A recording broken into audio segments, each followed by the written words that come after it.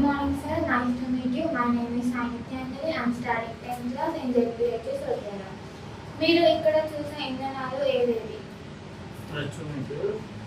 Petrol మరియు diesel. Petrol బంక్లో పనిచేసే ముఖ్యమైన వ్యక్తులు ఎవరు? Cashier, manager, fillers, watchmen. Petrol డీజిల్ను ఎలా కొలుస్తారు? లీటర్లలో కొలుస్తారు. మీ వాహనానికి ఏ ఇంధనం అవసరం వచ్చింది? పెట్రోల్. ఇంధన ధరలు ఎలా నిర్ణయించబడతాయి? కేంద్ర ప్రభుత్వం నిర్ణయిస్తుంది. State government. State government. బంక్లో భద్రతా చర్యలు ఏవేవి తీసుకుంటారు? భద్రతా చర్యలు, ఫైర్ ఎగ్జిస్టెన్స్ ఉపయోగిస్తుంటాం.